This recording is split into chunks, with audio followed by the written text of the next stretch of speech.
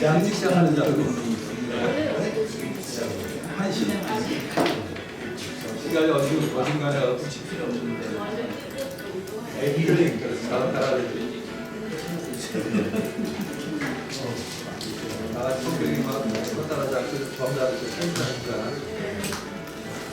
누구한테 있잖아 쓸데없는 소리 나가고 사라고 수다도 떨고 사람마다 성격이 다 아니 근데 그 얘기하기 되게 뭐 먼저 한 분이 하루 동안에 몇 개 기사를 올려야 된다고 하더라고 기본적으로 두세 개인가 서너 개인가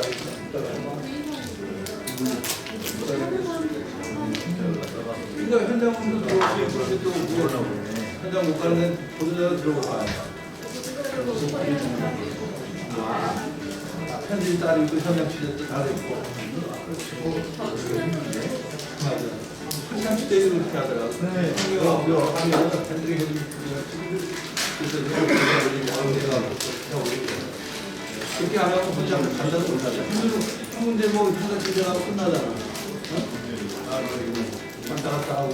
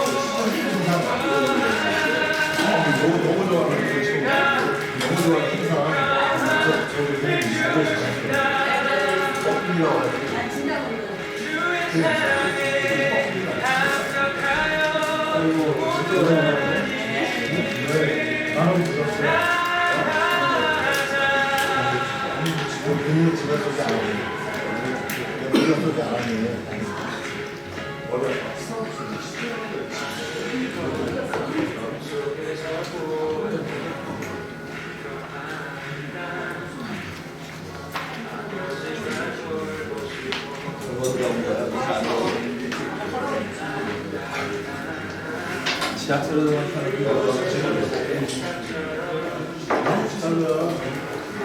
타는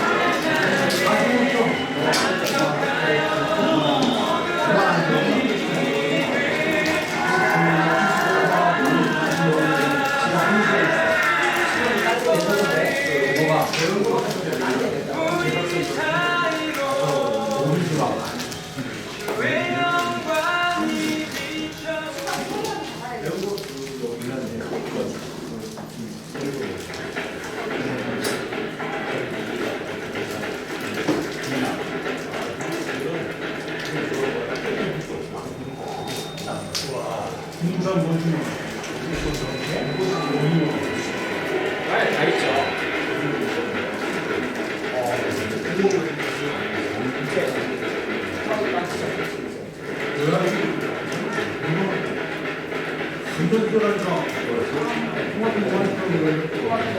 이제부터 이제 열매 많은 거지. 많은 거. 오랜만에 감도하고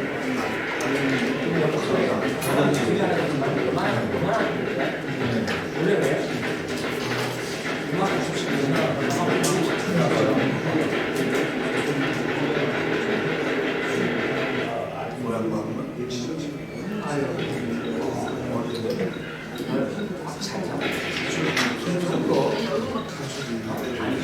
잡는 사람이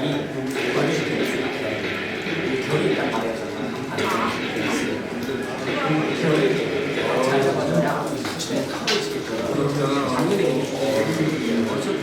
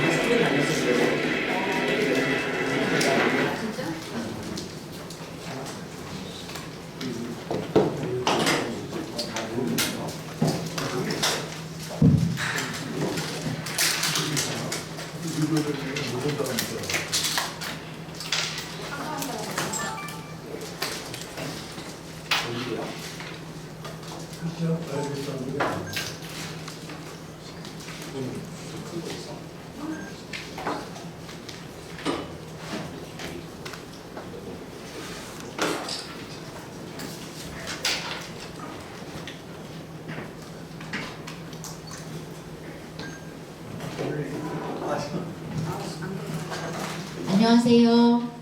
바쁘신 일정 중에도 저희 GM GBCS 기자 간담회 귀한 발걸음을 해주신 교계 언론 기자님들께 진심으로 감사의 인사 올려드립니다. 저는 간담회 진행을 맡은 글로벌 선진교육 박연옥 본부운영 단장입니다. 먼저 시작에 앞서서 저희 박병등 목사님께서 나오고 기도해 주시겠습니다. 전능하신 하나님 아버지, 오늘도 저희들에게 귀한 날을 선물로 주시고 또 하나님 아버지 기자 간담회를 통하여 우리 글로벌 선진학교의 의료 인재 양성 또한 미얀마 국제학교 파동에 따른 가을학기 특별 전형을 함께 고민하며 하나님 협력할 수 있도록 인도하심을 감사합니다. 하나님 특별히 우리 이사장님에게 영국권에 강동케 하시고 더욱더 아버지 하나님의 천주적인 비전을 제시하고 영국권에 강건하셔서 귀한 학교를 잘 이끌어가시기 없어서이 없도록 성부 성자 성령 하나님께서 늘 함께하여 주시고 역사하여 주시옵기를 간절히 빌고 원합니다. 모든 기자회견의 진행을 주님께 의탁합니다. 하나님 함께하여 주시옵소서. 예수님 이름으로 기도 올리옵나이다. 아멘. 감사합니다. 이어서 GM GBCS 주요 정책에 대하여 발표하는 시간을 갖겠습니다. GM GBCS 설립 이사장이신 남진석 이사장님 나오셔서 말씀해 주시겠습니다. 박수로 환영해 주시기 바랍니다.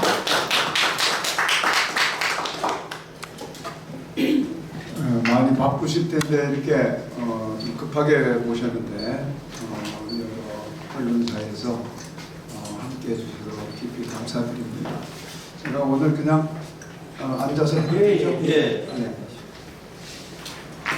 이미 여러분에게 이제 보도 자료를 드렸습니다만은 최근에 그 정부에서 미인과 국제학교에 대해서 일종의 이제 단속을 하기로 한 것 같아요. 지난 3월 KBS 추적 60분에 이제 미인과 국제학교들의 난립상이라든가 또 문제점이라든가 이런 걸 좀 집중적으로 보도하면서 좀 촉발된 측면이 있는데요. 사실 이제 우리가 뭐 60년대, 70년대, 한 80년대까지만 해도 국가 주도의 이 교육 체계가 소위 유치원부터 대학에 이르기까지 교육 체계가 우리나라의 문맹률을 최대한 낮추고 기본적으로 보통 국민으로서 살아갈 수 있는 상식을 제공하는 일종의 국민 보통 교육 차원에서 국가주도 교육 시스템이 이제 만들어졌지만은 80년대 이후부터 우리 사회가 이제 경공업, 중공업을 중심으로 하는 사회에서 굉장히 그 선진국형으로 이제 바뀌게 되잖아요. 그러면서 기술 강국으로 이제 지금은 뭐 세계 10대 기술 강국이라고 할 만큼 선진국이 되는데, 그래서 우리 교육이 더 이상 단지 국민을 그냥 문맹률을 그냥 뭐 낮추고 그냥 상식을 가르치는 정도의 교육에서 이제 머무르는 교육으로서는 안 되는 거죠. 그래서 정말 그 다양화된 산업 사회에 필요한 인재를, 그것도 선도하는 인재를 이제 키워야 되기 때문에 국가가 이렇게 통째로 모든 걸 책임진다는 형식의 이런 국가주도 교육보다는 민간이 함께하는 그런 다양한 교육의 다양성을 이제 국민들이 요구하고 있기 때문에, 그래서 이제 국제학교도 뭐 수요가 있기 때문에 국제학교라는 게 있게 마련이잖아요. 근데 이제 정부가 인정하는 국제학교로는 수요를 다 이렇게 해결할 수 없으니까 이제 여기저기서 다양한 형태의 이제 미인가로서 국제교육을 이제 해온 거였는데, 이제 그러다 보니까 또 조금 부작용도 있었던 것 같아요. 이제 어떤 분들은 정말 순수하게 다음 세대 인재를 키우겠다는 그런 의미에서 국제학교를 운영하지만, 또 어떤 분들은 조금 본질에 벗어난 그런 모습들을 보여왔기 때문에 아마 언론에서 이렇게 고발하고 이렇게 했던 것 같습니다. 어쨌든 이제 또 특히 우리 기독교계에서도 기독교 정신을 바탕으로 이제 인가학교를 운영하지 못하고 미인가 상태에서 운영하는 그런 경우가 많았었는데, 이번 기회에 거의 뭐 도매금으로 이제 넘어가는 것 같아요. 그래서 이제 이런 상황이 벌어지면은 학생들은 또 어딘가에 가야 되잖아요. 그래서 물론 이제 선택은 본인들이 하겠지만은 마침 그래도 저희 학교는 인가학교이면서 또 국제화 학교를 비교적 국제학교로서 지금까지 교육 성과를 비교적 나름대로 이제 잘 해왔다고 보기 때문에, 그러면은 어디 이제 이런 일 때문에 좀 오갈 데가 없다고 해야 될까요? 방황해야 되는 학생들을 우리가 적극적으로 구제책을 좀 마련해보자, 이런 차원에서 학교에서 나름 이제 구제책을 마련을 했는데요. 가을 학기하고 내년 봄학기에 이런 학생들을 구제하기 위해서 나름의 이제 대책을 가지고 이제 경우가 어떤 경우가 있냐면, 여러분 또 보도자료 2페이지에 보면은 미인가 국제학교 또는 대안학교 출신 학생들 또는 학교 밖 학생 중에서 글로벌 선진학교에 편입하려면은 두 가지 경우가 있는데요. 첫째는 우리나라에서는 이제 초등학교하고 중학교까지를 의무 교육 과정으로 가요. 그래서 어떤 경우에도 이 초등학교 그리고 중학교 교육 과정은 정부가 책임을 지고 끝까지 이제 그 의무 교육을 할 수 있도록 그렇게 이제 지원을 하는데요. 그런데 이제 초등학교나 중학교를 다니다가 미인가 국제학교를 가면은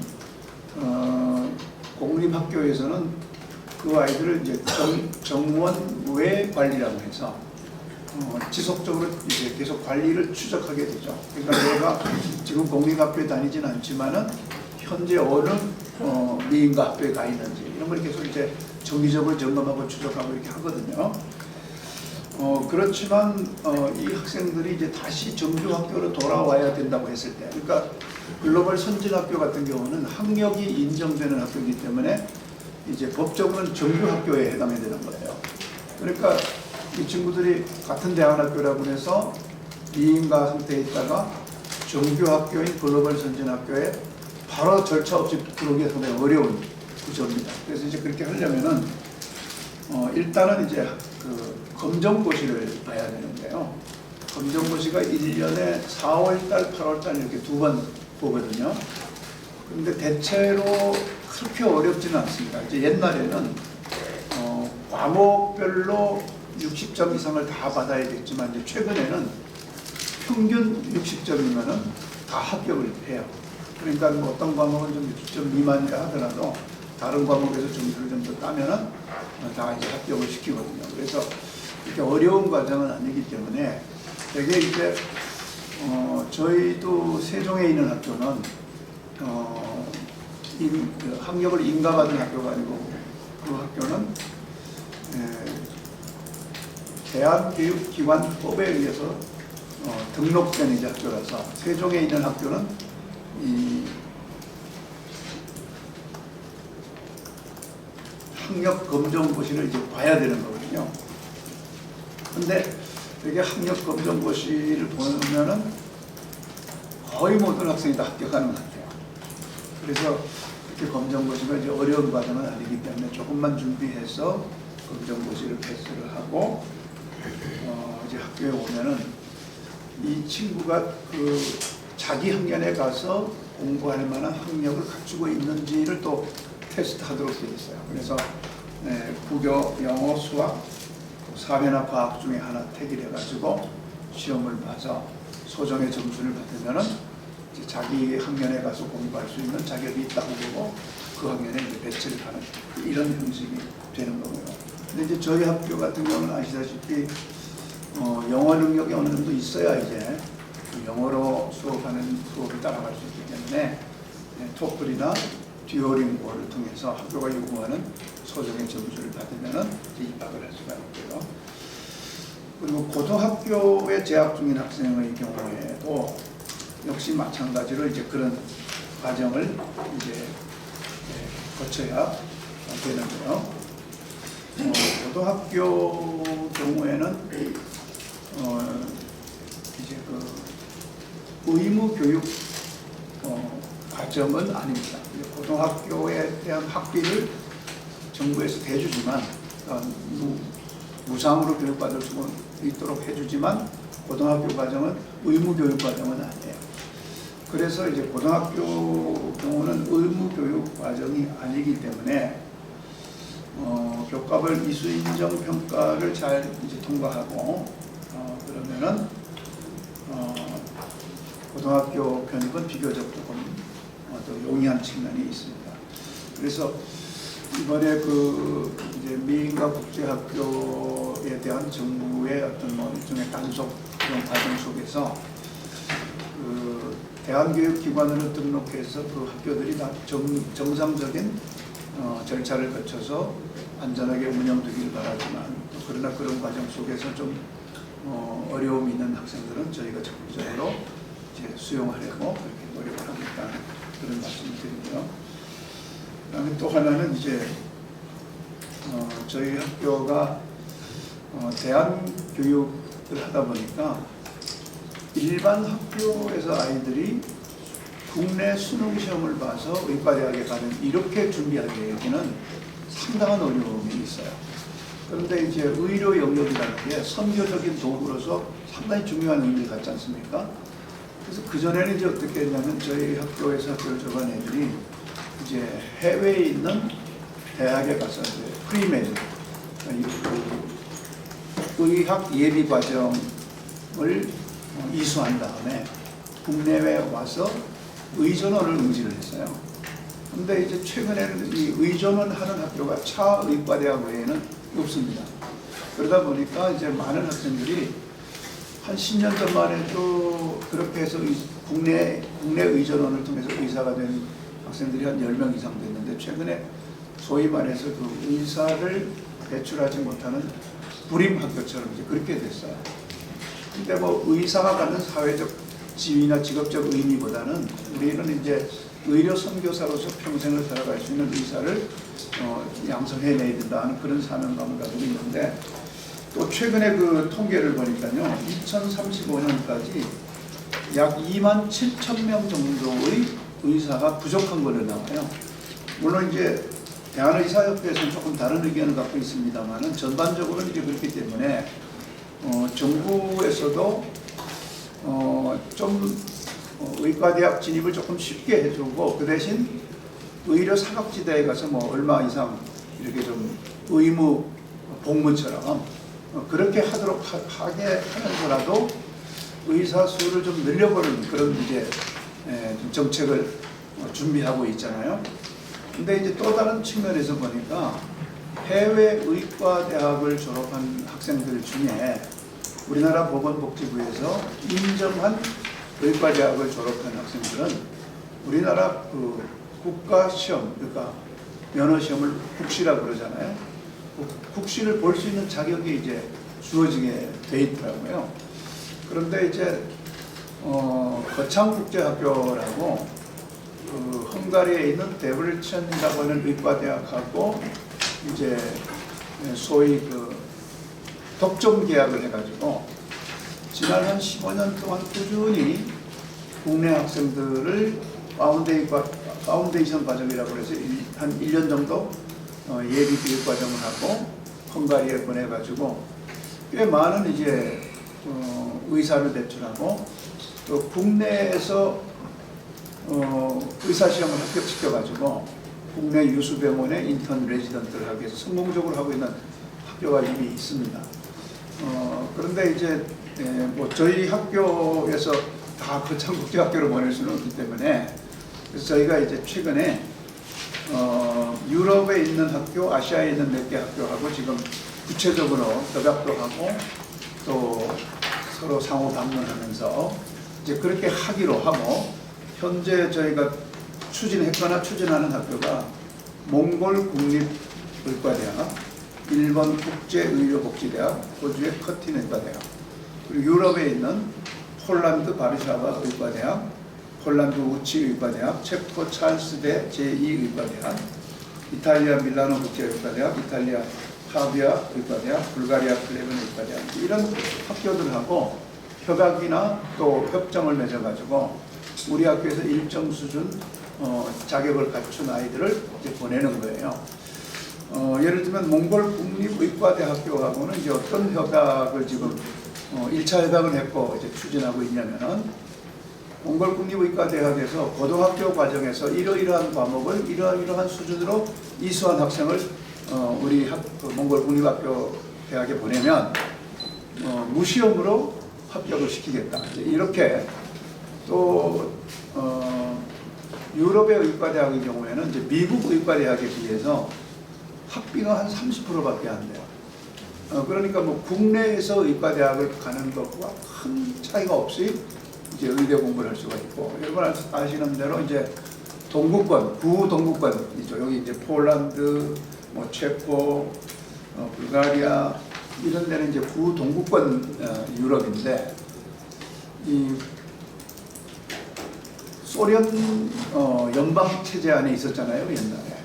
근데 여러분 알다시피 소련이 이제 국방 우주과학 쪽으로 굉장히 앞서 있고 또 이렇게 이제 의료 쪽으로 굉장히 앞서 있어요. 그래서 특히 이제 폴란드에 있는 의과대학 같은 경우는 거의 뭐 미국의 의대 수준하고 거의 버금갈 정도로 그리고 그런 학교들이 미국 의대들하고 협성을 맺어가지고 또 미국의 의사 면허를 공유할 수 있는 이런 시스템도 갖추고 있을 정도더라고요.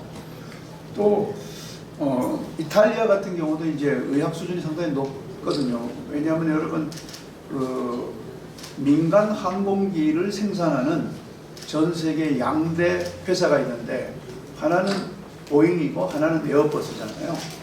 근데 이제 이 항공기를 생산한다고 하는 것은 엄청난 기술력을 이제 바탕으로 하는데 이탈리아, 프랑스, 독일, 영국 이 4개 나라가 에어버스의 컨소시엄이에요. 그러니까 이탈리아 같은 경우도 이제 과학기술이 굉장히 많이 이제 발달되어 있고 또 우리나라보다도 경제적으로 더 큰 규모를 가지고 있는 나라잖아요.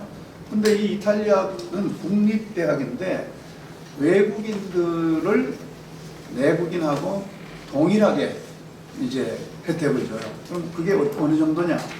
1년 의과대학 학비가 500유로밖에 안 돼요.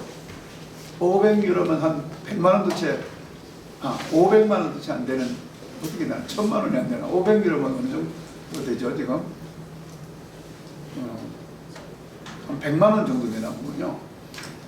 그래서 이제 이런 데는 우리가 이제 가르치는 아이들 중에는 선교사님 자녀라든가 목사님 자녀라든가 좀 경제적으로 어려운 아이들은 공부를 잘하면 이런 학교에 이제 보내면 되는 거죠.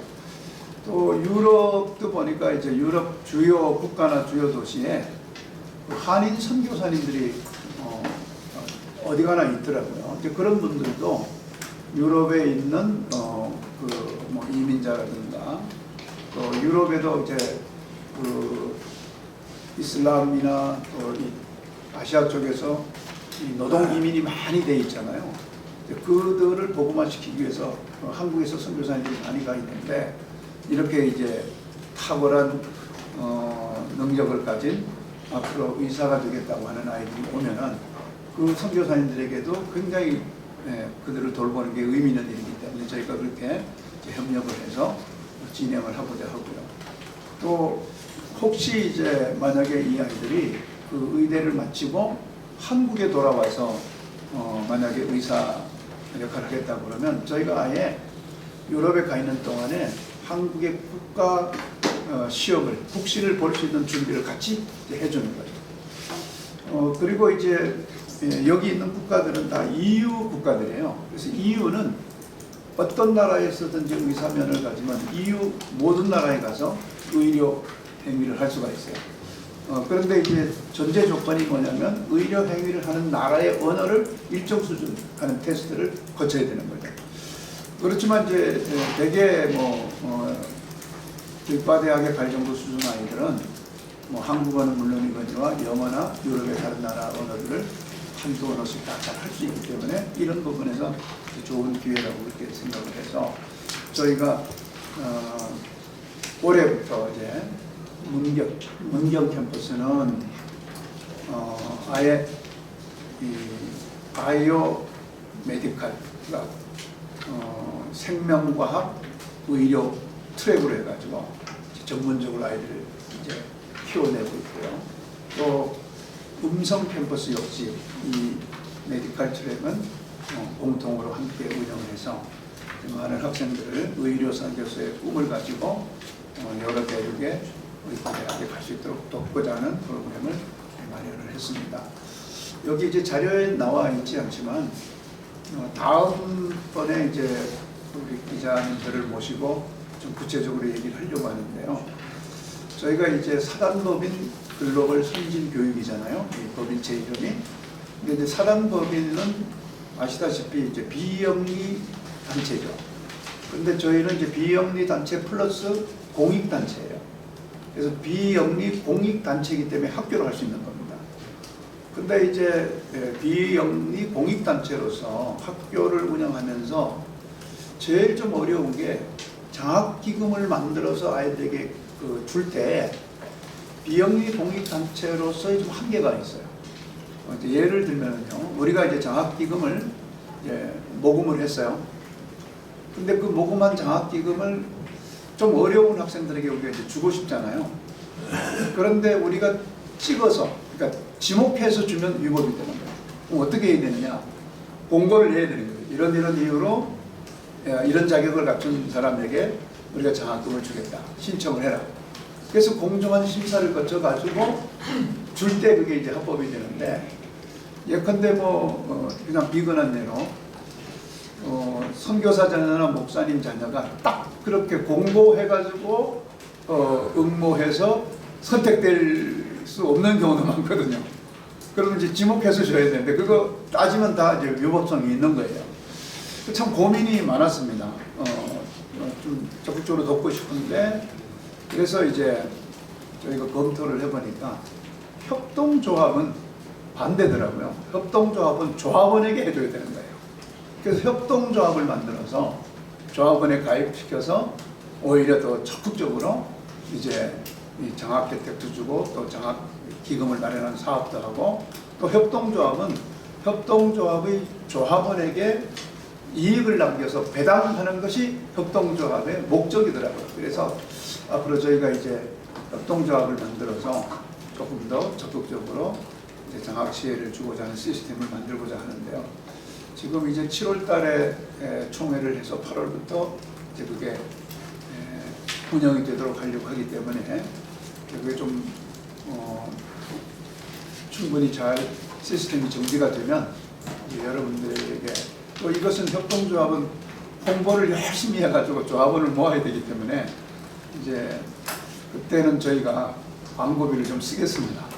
적극적으로 그거는 이제 광고비를 합법적으로 쓸 수 있기 때문에 이렇게 해서 서로 윈윈이 될 수 있도록 그렇게 해볼 작정입니다.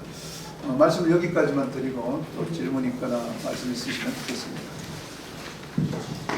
질문하실 기자분들께서는 손을 들어주시면 마이크를 전달해 드리도록 하겠습니다.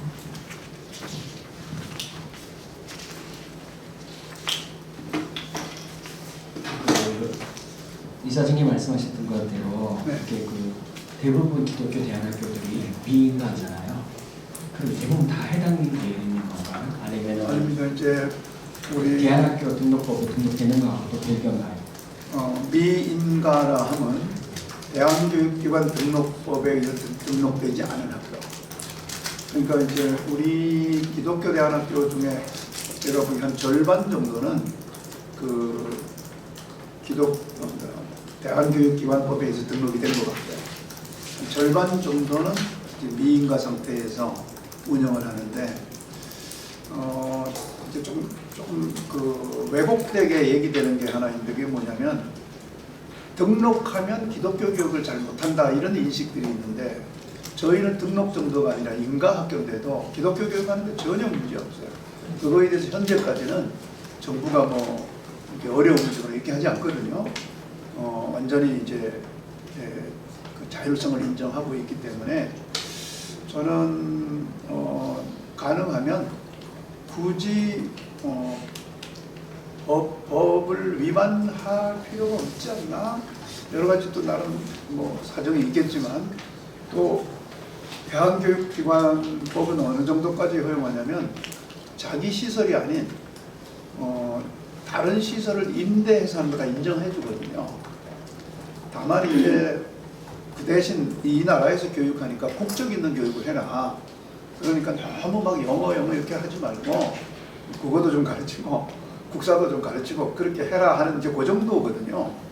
근데 저도 이제 이 나라의 목사이고 이 나라의 교육자로서 그래도 이 나라에서 하는 교육은 우리 스스로 뭐 법이 그렇게 정하지 않더라도 스스로 국적 있는 교육을 하는 것이 그래도 온당하지 않나 이런 제 개인적인 견해는 갖고 있습니다.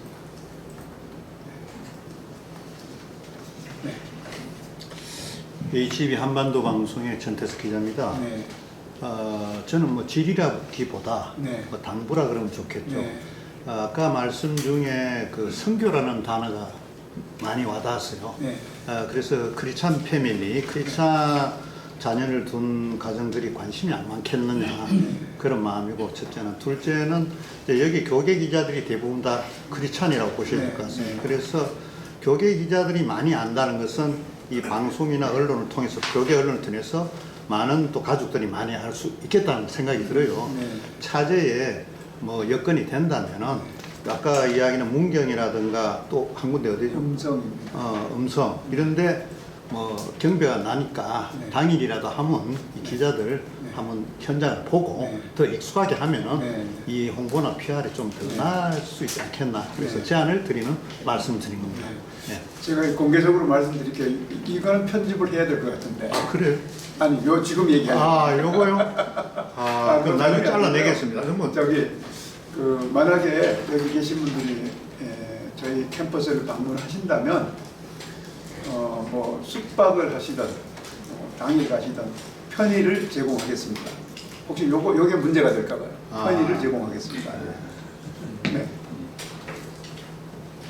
예, 기독교 한국신문의 유종환 기자인데 두 가지만 여쭤볼게요. 네. 그 처음에 지금 최근 뭐 유럽의 유수 의과대학을 방문하고 계시고 이렇게 하고 계신데 이게 그 보건복지부가 이렇게 승인이 난 대학인지 여기 아니면 오늘 제시하는 학교는 다 승인난 학교. 그래요. 네. 그런데 거기는 그거 하고 그다음 또 하나는 그 몽골 국립의과대 매년 입학 시험을 면제하고 네. 그다음에 그 기준에 따라 서류와 면접으로 네. 선발한다고 했는데 그 기준이 조금 더 구체적으로 좀 궁금합니다. 네, 이제 되게 그 의과대학 같은 데서는 고등학교 때 이런 과목을 반드시 이수해야 된다. 또 이런 과목을 이수하는 정도가 아니고 우리가 이제 AP라는 혹시 얘기 들어보셨죠? Advanced Placement라고 해서 대학 수준의 과목입니다. 그래서 이제 그 해당 대학에서 저희들에게 이 과목은 AP 수준으로 이수하고 AP 수준의 이수도 이제 그 등급이 5등급이에요. 아주 최상위권은 5점, 그 다음에 4점, 3점, 2점, 1점 이렇게 되거든요. 그래서 이제 대부분의 대학들은 AP 4점 이상 혹은 뭐 AP 5점 이상 이렇게 이제 요구하는 게 있는데 몽골 국립의과대학에서 글로벌 선진학교 졸업생 중에 여러한 과목을 이수하고 또 이런 과목은 AP로 이수하면 좋겠고 AP로 이수했다 하더라도 4점 이상이면 좋겠고 이제 이런 것을 저희들에게 이제 요구하면 그거를 충족시킨 학생들에 대해서는 따로 입학시험 치지 않고 이제 면접으로 선발하겠다고 하는 것을 지금 표구해 주는데 혹시 그러면 그게 학교 안에서는 퍼센트로 보면 어느 정도 될 것 같아요? 저희가 볼 때 원하는 애들 거의 다 될 것 같아요. 이 정도 아이들이 굉장히 그 요즘은 뛰어난 아이들이 많거든요. 그리고 이제 일반 학교에서의 평가 방식으로 공부하던 아이들이 저희 학교에서 한 3년 정도 지나면 굉장히 이제 다르게 바뀝니다.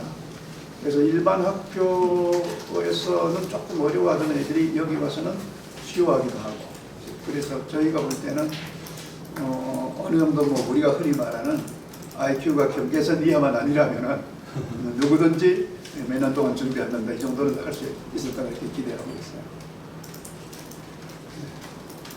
목회자 사무신문의 한세영 기자입니다. 네.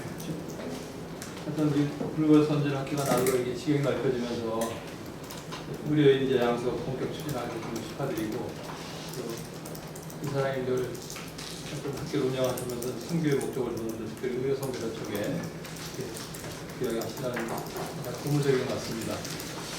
제가 좀 하나 질문 드리려는 건 좀 엉뚱한 질문이 될 수도 있는데 사실 요즘 보면 AI 인공지능 거의 혁명시대고 뭐 방송이나 뭐 교육에나 AI에 대한 얘기들이 많이 나오고 실제 또 AI에 관련된 반도체라든가 자동차 이런 쪽에 주가들이 정말 너무 정말 폭등할 정도로 이렇게 광범위하게 그런 시대가 되었는데 선교를 위해 또 재정적인 바탕 문제 앞으로 필요하잖아요. 네. 그래서 혹시 이제 장적인 안목이 볼 수도 있겠지만 글로벌 선진학교 내에서 그 AI 인재를 양성하기 위한 뭐 다른 좀 계획을 갖고 계신지 생각하고 계신지. 네.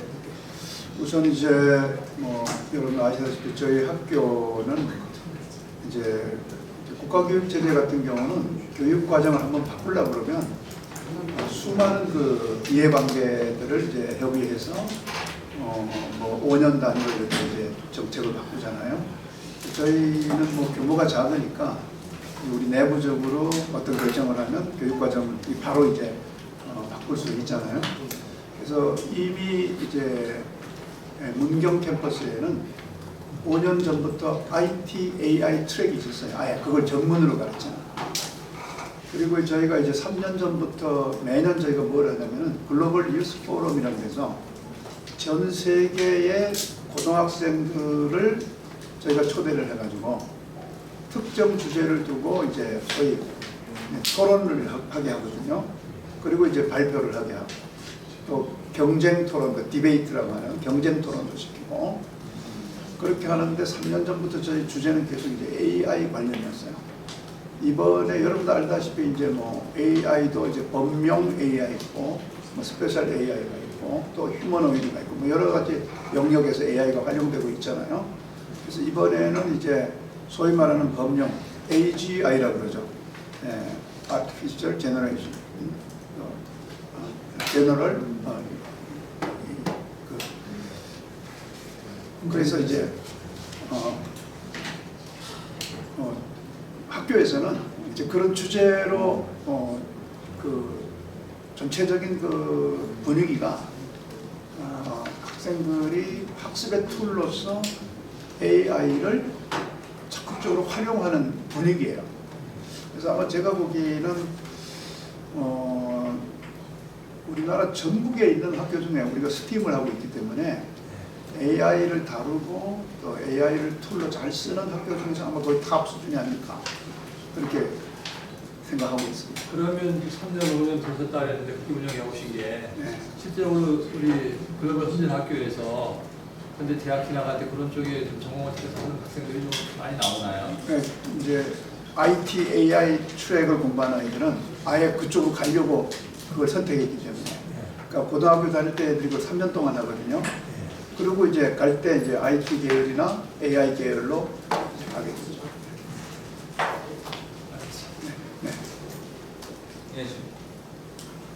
교양하신 분들 사실 되잖아요. 먼저 사실 이제 미인가 부분인데 네. 학부모들은 사실 미인가를 모르고 택한 게 아니라 알면서도 택하고 학력 인정 그런 분도 있겠죠. 네. 네. 네. 학력 인정을 쓰고 사실 그거를 포기하더라도 다른 베네핏을 택하겠다는 네. 의도가 강한 게 네. 그건데 사실 지금은 미인가 국제학교에 대한 제재라지만 이건 결국 저는 미인가 대안학교 전체 문제를 건질 거라고 보거든요. 네. 그렇게 했을 때 이게 교육청 입장에서는 이게 사실은 자기들의 통제를 벗어난 교육을 허용치 않겠다는 것인데 이게 만약 사실은 이사장님 입장에서는 인가를 받은 대안학교로서 이게 반길 일인지 네. 아니면 이게 왜냐면 그 이전에 사실은 그 대안학교나 우리 스스로 그 대안학교 스스로도 좀 미인가 대안학교나 좀 수준 낮은 대안학교에 대한 우려를 표명해 오셨잖아요. 네. 이걸로 정화가 될 거라고 보시는지 이게 또 다른 부작용이나 이게 오히려 또 다른 제재 시장으로 보시는지가 좀 궁금하고요. 또 하나는 아까 뭐 종교교육 얘기하셨는데 사실은 종교교육에 있어서 공교육에서 이걸 하거나 혹시 인가받는 데서 할 때 뭐 제재를 뭐 한다 안 한다의 문제가 아니라 이거에 대해서 문제 제기가 있었을 때 학생이나 교직원이 교육청에 문제 제기를 했을 때 그에 반응해서 강력한 제재가 내려오는 경우가 많았거든요. 혹시 문제가 없었다고 했는데 그 GBCS에서도 이거에 대해서 학생들이나 뭐 교직원이 문제를 제기했는데도 문제가 없었는지 여태까지 문제 제기가 없어서 넘어간 건지 궁금합니다.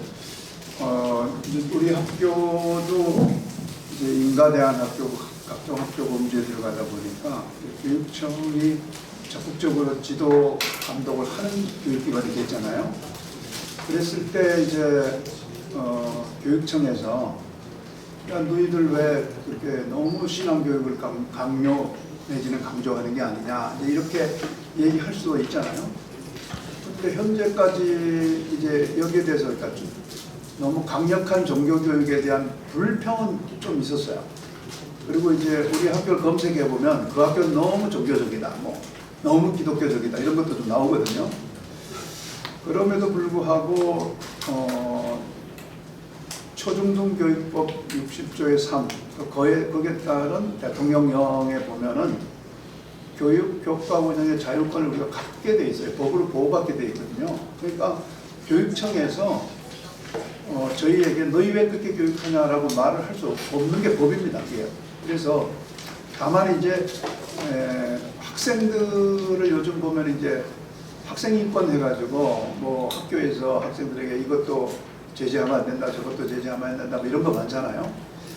그런 거에 대한 우려는 있잖아요. 왜냐하면 법은 뭐 우리가 종교교육 자율권을 갖고 있는데 학생들이 우리 너무 강요한다, 뭐 이렇게 할 수는 있잖아요.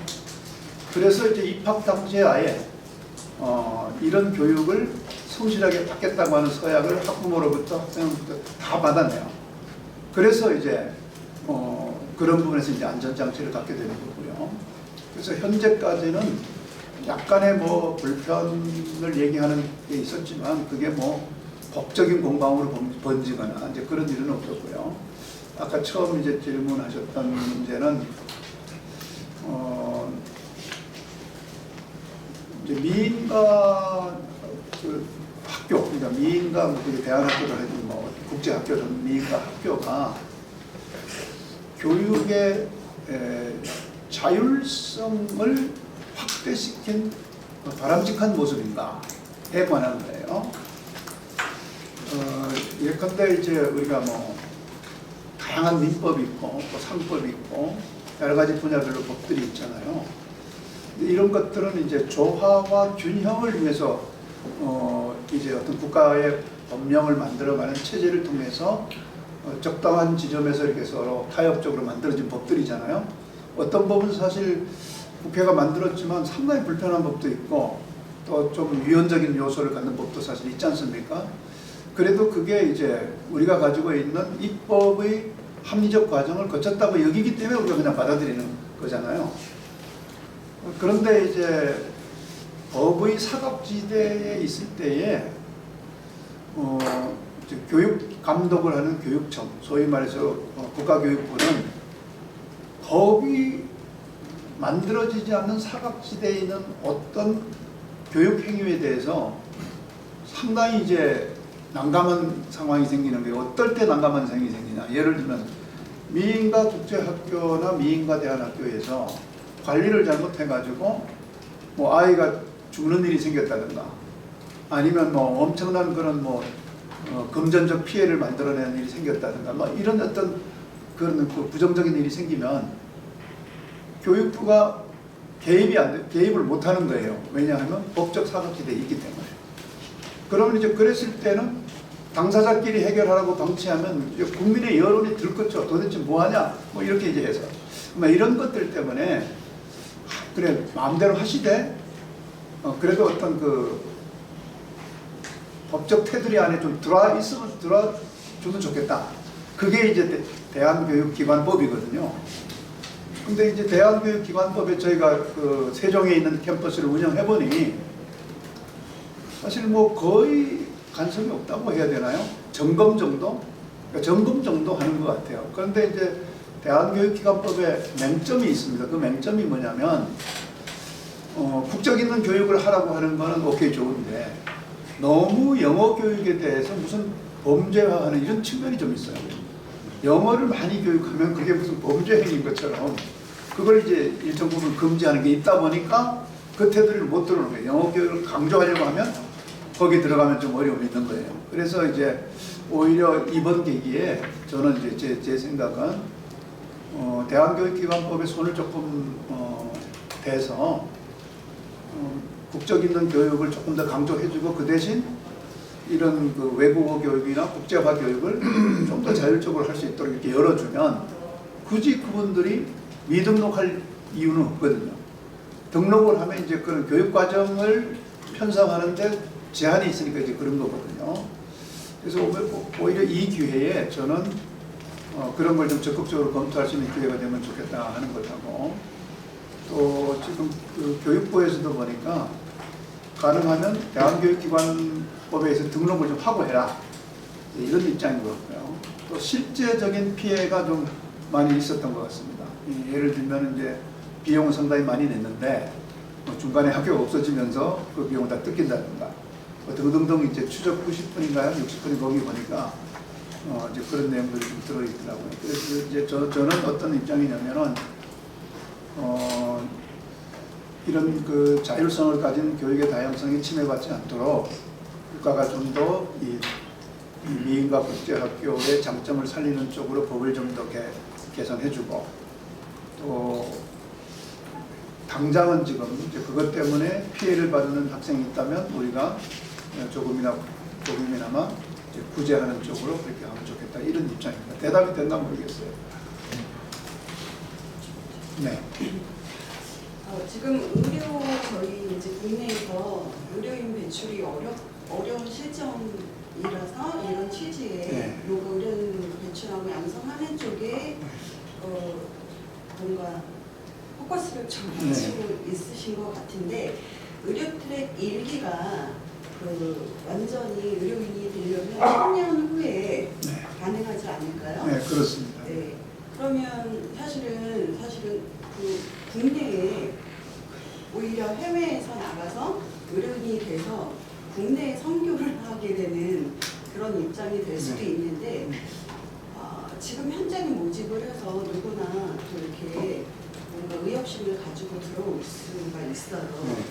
그러니까 끝까지 지속적으로 뒷받침이 될 것인지 그 10년 후에 구체적인 어떤 계획이 있으신 건지 그리고 이사장님이 저희 이제 계속 참여하다 보면 굉장히 열정이 많으셔서 지금도 이제 협동조합이라던가 사업적인 어떤 구상을 많이 하시거든요. 좀 잘 되셨으면 좋겠고 응원해 주세요. 10년 후에 그 로드맵 네. 듣고 싶습니다. 의료 인재 양성은 여러분 아시다시피 이제 전문의가 되려면은 거의 10년 정도 교육을 받아야 이제 전문의가 되는 건데 현재 국내 의료 인재 양성 정책이 여전히 지금 조금 파행적이거든요. 확정적이지 않고. 그러니까 이제 우리나라가 국가 차원에서 의료 인재를 조금 더 늘려본다 하더라도 그 효과는 이제 역시 마찬가지로 10년 지나야 효과가 나겠죠. 그러면 저희 학교 같은 경우는 이제 만약에 국내 의료 인재 양성에 어떤 변화가 있다면 그 변화를 우리가 이제 보고 우리 학교에서도 국내 의료 인재 양성의 정책에 부응하면서 갈 수 있는 측면이 있으면 또 그쪽으로도 가게 된다 이렇게 볼 수 있고요.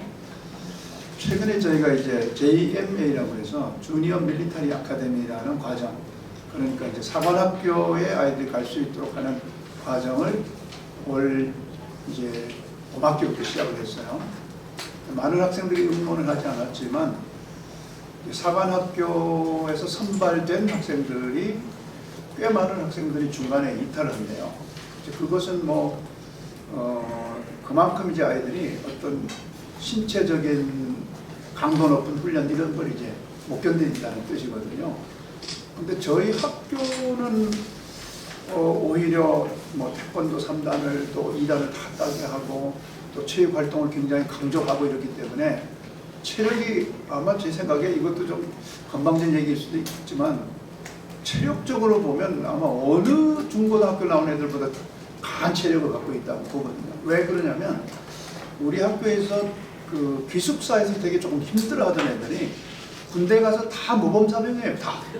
오히려 우리 학교에서는 조금 힘들어하던 아이들이. 그러니까 그런 걸 보면 이제 뭐 알 수가 있는데 어쨌든 이제 JMA라고 하는 트랙을 만들어 가지고 저희가 이제 한 학기 동안 운영하면서 어떻게 하냐면 원래 우리 학교가 가지고 있는 교육과정 있잖아요. 그 교육과정을 이수하게 하고 하루에 2시간 정도씩 얘네는 어쨌든 한국식 시험을 쳐야 되잖아요. 이게 사관학교는 한국식 시험 쳐야 되니까. 2시간씩은 이제 그 시험 준비를 시키는 거예요. 근데 너무 잘해요. 그리고 오히려 그 일반 트랙 아이들하고 견주었을 때 얘네들이 상위권에 가는 거예요. 그래서 이제 저희는 얘네들이 혹시 나중에 뭐 고등학교 상급 학년이 돼가지고 사관학교 안 가고 싶은 마음이 들었어도 괜찮겠다. 왜냐하면 미리 이렇게 국내 대학에 응시 가능한 트랙으로 준비가 되고 있으니까 오히려 그때 뭐 서울의 상위권 대학을 갈 수 있겠구나 이런 생각을 하면서 어떤 가능성을 이제 보았냐면은 우리가 필요하면 이제 국내 상위권 대학을 보낼 수 있는 시스템도 이걸 통해서 자연스럽게 준비가 되겠구나. 그렇다면 나중에 이제 국내 의대 그 의료 인력을 이제 확대하기 위해서 어떤 또 여러 가지 제도가 나왔을 때 국내에서 뭐 굳이 외국 안 보내도 의료 인력 양성이 가능하겠구나 이런 생각을 하고요. 가수도 뒤에 말씀드렸지만 이제 우리는 국가교육 체제는 아니기 때문에 국가 단위에서 교육 정책을 한 번씩 바꾸려면 얼마나 힘듭니까? 그런데 저희는 내일 바로 바꿀 수도 있어요. 뭐 가서 회의해서 내일부터 이렇게 합시다 하면 되는 거잖아요.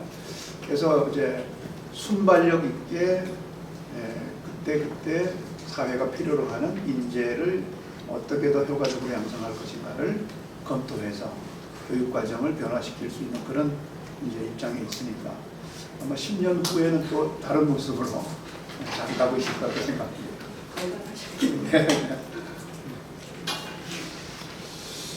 네. 앞에 분 질문하고 또 관련이 조금 있는 것 같은데요.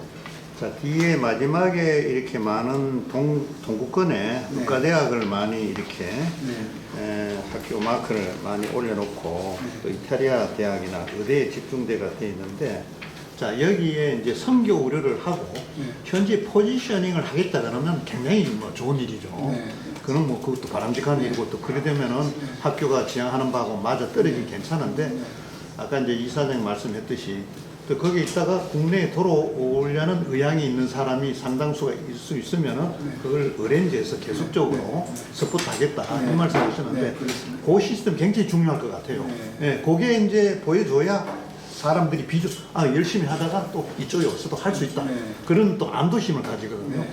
그 부분에 대해서 좀 구체적인 이야기 하기가 할 수 있는지 네. 또 없을지 모르겠습니다. 예. 지금 이제 대한민국 보건복지부가 인정한 해외 의과대학이 있어요. 리스트가 쫙 있거든요. 저희가 이제 여기 나와 있는 건 그 리스트에 있는 학교들이고요.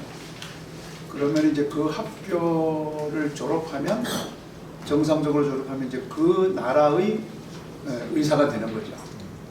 그러면 그 나라에서 의료 활동을 할 수 있는데 EU권 안에 있는 의대를 졸업하면 EU에 있는 어느 나라에든지 가서 할 수 있는 거예요. 단 조건이 뭐냐면 자기가 의료 행위를 하고자 하는 그 나라의 언어 수준이 일정 수준 돼야 되는 거예요. 그게 이제 그것도 나와 있어요. 뭐 어떻게 해야 된다 이런 게.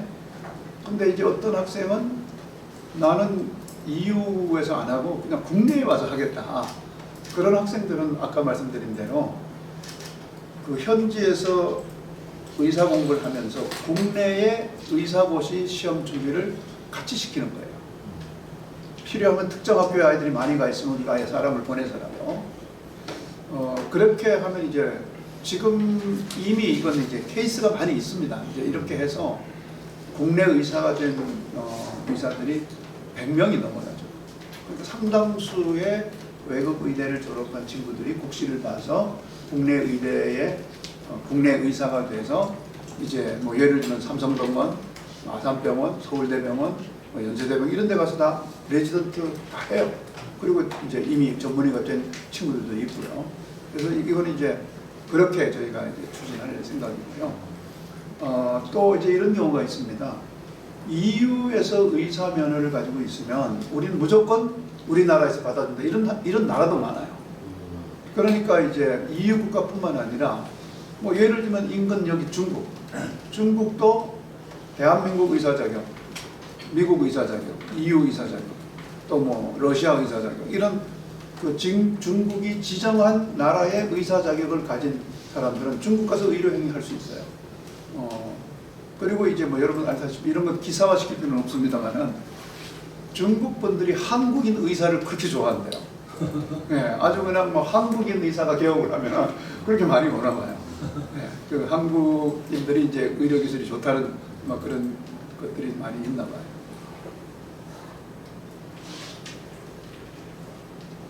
그러면 뭐 이제 마무리 할까요? 질문이 없는 것 같습니다. 이사장님께서 마무리. 네, 그러겠습니다. 늘 이제 기회 있을 때마다 여러분들이 이렇게 함께해 주셔서 너무 죄송하고 또 너무 감사하고 그렇습니다. 아까 이제 그 어떤 분들이 말씀해 주셨는데 공식적으로 우리 이제 기자협회라고 어떻게 부르는지 모르지만 공식적으로 저희 학교가 이제 꽤 긴 그 코로나 후유증을 앓고 올해 들어서 조금 나아졌어요. 아마 내년 되면 조금 더 나아질 걸로 보고 그렇게 된다면 제가 늘 이제 공수포는 날린 것 같아요. 우리 기자님들 자녀들에게 어떻게 좀 해보겠다 이렇게 했는데 조금 더 구체화시켜가지고 어쨌든 그러나 이제 그 우리가 인가받은 공식 학교가 되다 보니 입학 절차에 있어서 또 문제를 갖는 것도 굉장히 이제 강도 높게 감사를 받거든요. 그래서 공식적인 어떤 기관으로서 그러니까 뭐 기독교 언론인협회라고 하든지 하여튼 뭐 그런 게 있죠. 지금 그냥 가칭입니까? 그런 게 있나요? 예, 저번에 제가 한번 보고. 네네네. 그래서 그걸 좀 기독 언론 비전 프로그램이라고. 네네. 그래서 그런 걸 좀 해서 이제 저희 학교에 오셔서 채플 시간이나 이때 공식적으로 세레머니를 하고 협약을 해서 조금 저희가 사정이 좀 이제 나아질 거니까 파격적으로 좀 이렇게 장학 혜택을 드리고 싶은 그런 마음이 있고요. 또 하나는 이제 저희 학교가 이제 방학 때 되면은 그 공경 캠퍼스 같은 경우에는 비전홀이라고 해서 거의 호텔급 숙소들이 있어요. 그래서 그런 데 오셔서 뭐 수련을 하든가 연수를 하든가 그렇게 하시면서 학교도 좀 취재하시고 그러면 편의를 제공하도록 하고요.